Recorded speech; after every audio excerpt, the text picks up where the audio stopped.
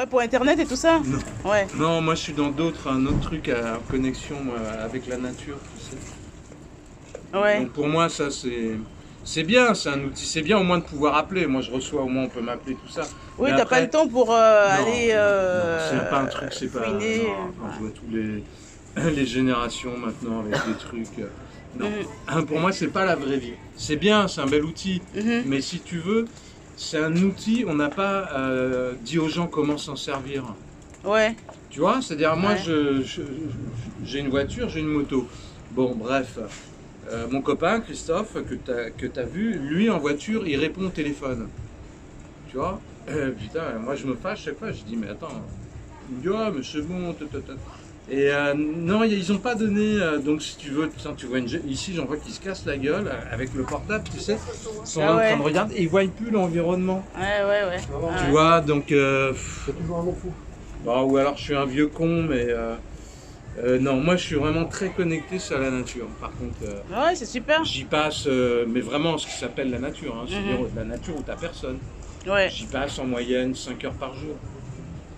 En forêt. Ouais, en forêt. Moi j'habite déjà en cabane dans l'arrière-pays, en montagne. Donc voilà, moi j'ai pas l'électricité, j'ai pas l'eau courante. Ah Tu ouais. vois, ah ouais, je vis vraiment avec les éléments, quoi. Hein. Bon, j'ai quand même un atelier ici. Je descends un peu de temps en temps, mais.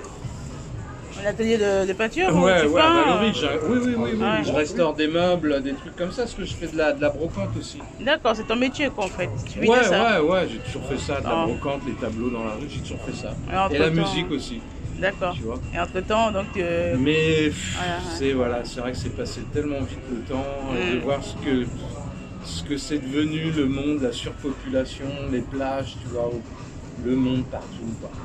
Ouais. Et sinon, t'as une famille, une J'ai du femme, un mal. enfant? Non, j'ai une amie, mais moi j'ai des enfants et tout ça, j'ai une vie plus ou moins réglée, tout en étant marginal, j'ai une vie réglée. Oui. Mais bon, je suis un homme des bois. Est-ce que tu es un artiste inscrit à la maison des artistes? J'y l'ai été pendant 20 ans, parce que j'ai eu des galeries, moi. Oui. J'ai eu 2 galeries dans le Var. J'ai vécu beaucoup au Canada. Je travaillais au Canada, donc il fallait être inscrit. J'étais au registre du commerce là-bas. Non, j'ai été à un moment donné structuré, tout ça. Mais bon, maintenant, tu sais, voilà, je fais un peu ce que je veux. Quoi. Oui, mais de toute façon, une fois qu'on est inscrit à la maison des artistes, c'est pour toujours. Non. Rue de Flandre à Paris, non. À un moment donné, tu payes, tu cotises. Et à un moment donné, si tu veux plus cotiser, il te radie. Quoi. Ah, ok. Ouais. C'est là où tu cotises. La rue de Flandre, c'est là où tu cotises, quoi, par rapport à ton chiffre d'affaires, quoi, tu vois. D'accord, ok. C'est comme une sorte de C'est ta auto-entrepreneur. sécurité sociale, ouais, c'est ça, c'est ok. le truc pour voilà, les littéraires, les musiciens, les peintres, tu vois, c'est une caisse spécifique. Ah, les musiciens, c'est plus ça SACEM. Ouais, la SACEM, c'est pour les droits d'auteur, mais après les cotisations, c'est pareil, c'est la maison des artistes. D'accord. La SACEM, c'est ce qui défend les droits d'auteur, tu vois, pour redistribuer, voilà. Ça, c'est différent. C'est différent, c'est une autre maison. D'accord. Donc, est-ce que tu peux juste me dire, raconter un peu ta vie d'artiste, comment ça a commencé et pourquoi tout d'un coup, enfin bref, pourquoi est-ce que tu exposes dans la rue, quoi, en fait? Parce que bon, moi, ce n'est pas très, comment dire? La liberté de venir quand tu veux, d'exposer beaucoup d'heures ou moins d'heures, quand tu veux. Pas faire partie d'une association, parce que je vois des associations qui se mettent ensemble. Non, je je fais partie d'une association à Valoris, si tu veux, dans le sens où c'est une association, un collectif qui loue des ateliers à des artistes comme moi, indépendants. Voilà. Mais après, chacun fait son truc.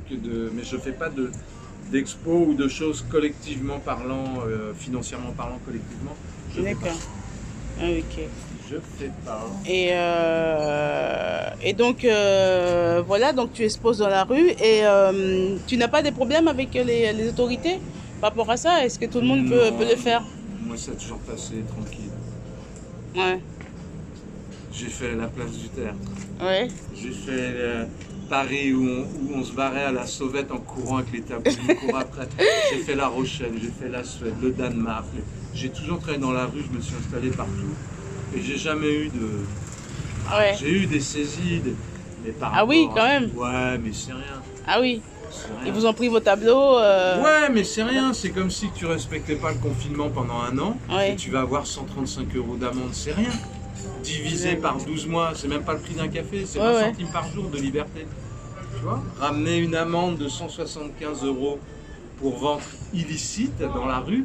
Mais ce n'est pas révoltant en sachant que si les gens vont dans la rue comme ça, c'est parce qu'ils ont besoin d'argent, besoin de vivre quoi en fait.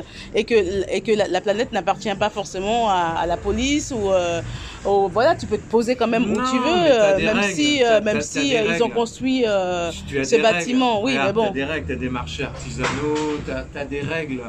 Mais les règles, ils sont faits pour être transgressés quoi. Et moi, je suis un hors-la-loi. Un hors-la-loi, je suis été hors-la-loi, je me suis installé partout. S'ils me virent, ils me virent. Mais oui, mais il y a des règles et des règles.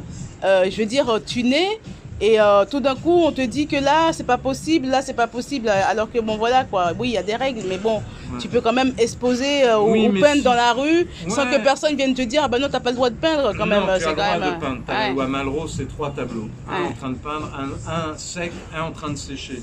Voilà, ça, tu as le droit. Ouais. Bon. Pas 3 tableaux, mais c'est des petits quoi. Ouais. Mais non, enfin, moi je sais pas, j'ai toujours fait. Si t'attends, tout est interdit, tu fais rien quoi. Ouais. Rester libre. Ouais, en même temps, ce n'est pas tagué sur les murs. Ouais, mais bon, la rue, c'est. Voilà, un jeune qui arrive maintenant à 20 ans qui veut faire des bracelets dans la rue, des trucs, pour lui, ça sera pas possible. Il ne le fera pas parce que pour lui c'est interdit, parce qu'il n'a jamais vu ça. Mais même un mec qui arrive, un jeune qui a du talent, voilà, qui va venir dans la rue, au bout d'une semaine, il va vendre 0 tableau tous les jours, il va arrêter. Ah ouais. Voilà, nous on est des dinosaures, on sait que bon, il n'y a plus rien à prendre, mais bon, tu comprends, avant, nous on est des dinosaures, on est les derniers des Mohicans. C'est vrai. Ah ouais, tu sais, tous mes copains qui sont à Cannes sur la Croisette, on a tous 60-70 balais, on est tous des Mohicans, tu vois. Ah ouais, même si vous ne vendez pas de la journée, vous savez que demain... Ouais, mais même maintenant, ça marche plus, tu vois, donc c'est vraiment... C'est au petit bonheur la chance, tu vois, 2 heures, 3 heures, tu viens, tu rencontres des gens, on discute, tu vends, je vends, tant mieux. Bon, je vends pas, ça changera pas ma vie, hein, mais bon, tu sais mieux de vendre. Hein. Donc au bout de 2 heures, si tu vends pas, tu t'en vas alors, du coup. Ouais, je fais 2-3 heures, je vais chercher. Avant j'en faisais 10, des heures. Maintenant, 2-3 heures, et puis c'est bon. Dès que je suis à 1000 €, j'arrête. D'accord. Et là, j'y suis pas à 1000 €. Hein. Oui, Dès que je suis à 1000 € le matin, je remballe. Ah bah ça, je pense que c'est déjà un bon chiffre. Et donc, ta vie d'artiste, en tant que... Je veux dire, tu vois que ce que je suis en train de faire, c'est pour aider les artistes, parce que je sais que certains artistes n'ont pas de domicile fixe, sont parfois vraiment dans la rue, ou sinon vivre à plusieurs dans une maison squattée, quelque chose comme ça. Et je pense que ce serait bien que l'État justement fasse des lieux où les artistes peuvent exposer. Il y a des associations, non mais il y a un tissu associatif, mais après il faut que tu saches qu'il y a beaucoup d'artistes qui sont blindés. Il y en a qui sont blindés, mais c'est pas tous. Qui ont vécu, même moi personnellement, c'est vrai que voilà, j'ai eu une vie extraordinaire pendant des années avec la peinture. Ouais. J'ai vécu de la peinture très bien, très très bien. C'est tout ce qui s'appelle très bien. Et puis maintenant, c'est fini, j'en vis plus, quoi, j'en vis plus.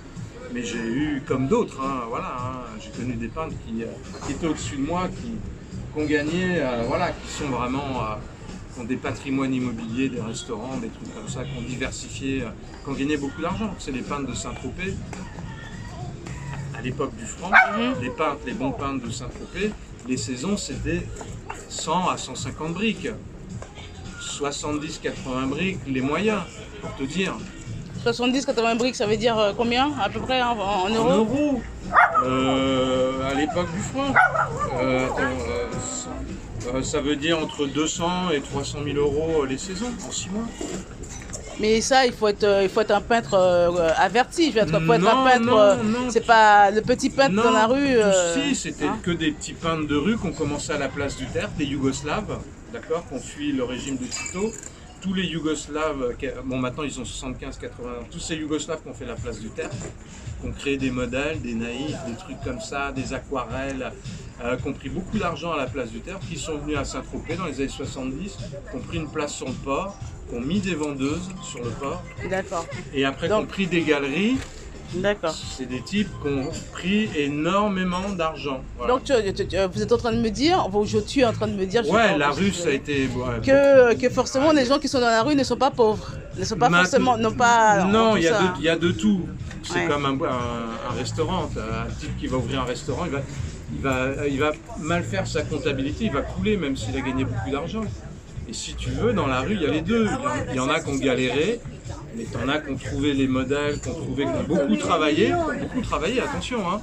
Et eux, ils ont gagné beaucoup d'argent. Oui. Et donc cet argent... Enfin bref... Puis peut-être maintenant, bon, mais c'est les années 70-80, Ouais. c'était... Mais bien, si tu veux... c'était on peut- énorme. Non, ils sont en maillot de bain, je ne fais pas les gens en maillot de bain. Non, mais juste à côté Ah, de tes oui, peintres, tu veux, tes peintures, comme ça, au moins, Voilà, je filme tes peintures, ce que tu fais comme tableau. Oui, uniquement des... Alors on dit qu'en... Et celui-là, il parle de quoi exactement? Est-ce que ça a une histoire, tes tableaux? Ça, je l'avais fait en Bretagne, celui-là. Ouais, Ouais. je l'avais fait en Bretagne, c'est des douceurs de Bretagne. Ah oui, Ouais, j'étais dans un esprit très doux. ah oui, Et d'accord. là, c'est dans un esprit très gai. Voilà. Donc de la Côte d'Azur. Donc c'est mes tableaux, Là, c'est la Côte d'Azur. voilà, moi mes tableaux c'est juste de la gaieté, je vends du bonheur et de la gaieté, c'est tout. Il n'y a pas de... Et ici voilà.